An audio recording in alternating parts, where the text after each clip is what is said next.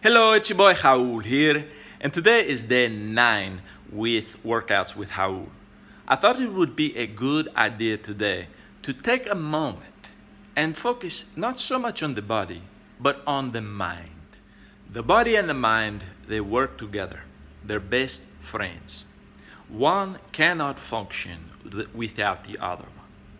It is very important to develop a mindset that allows you to continue with the exercises, to give you the motivation to continue with the exercises, and also a mind that is clear, a mind that is free, a mind that is open, a mind that is able to withstand the uncertainties of life.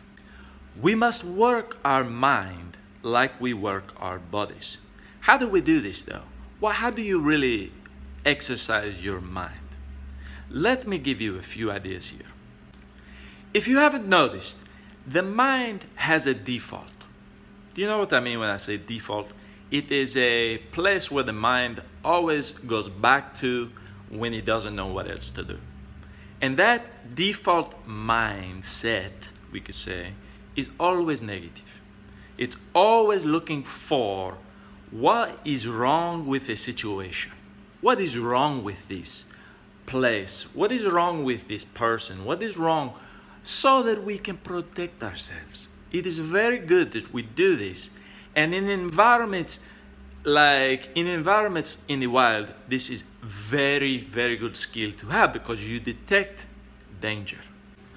Because our mind functions in this way, this default towards the negative, this is where our work is to be done. Our work is in the difficulty of pushing the mind towards the positive. It will go easy towards the negative, and you have to push it towards the positive. How does one accomplish this? How can we help ourselves towards the positive? Number one, you must recognize the voice inside of your head. You must recognize that there is a tiny voice inside there. Maybe it sounds like you. And it is saying things all of the time. And most of the time, these things tend to be negative. It worries. Worries about this, worries about that, worries about, is this going to happen? Is that going to happen? It worries. First of all, you must recognize that there is a voice at all. Now you hear the voice. You hear it. Step one. Step two is to begin to influence the voice. You can begin to change what the voice is saying. You can change it completely, but again, it is a push. It's a push to change it to the positive. Now, how would you change your voice from negative to positive? Well, you must begin to feed the mind positive things. You must begin to feed the mind positive words, positive ideas. You can do this by reading books that are positive. You can do this by talking to people who are positive. You can do this by going on YouTube and listening to people who are positive. It is a way to feed. It's like food for the positive side of the brain. All right? This is step number 2. Begin to feed the mind something positive. We have heard the voice inside our heads. There's a voice inside of there, and it's positive or negative.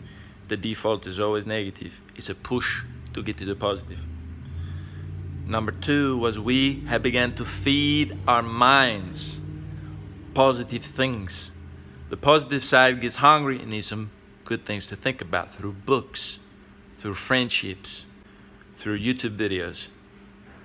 We begin to feed our minds good things. And lastly, number 3, we begin to do things. Now we have the positive mind, gives us the motivation to act, to take care of our bodies, because our bodies are just houses for the mind. Our body is a house for the mind. It's a place where consciousness lives.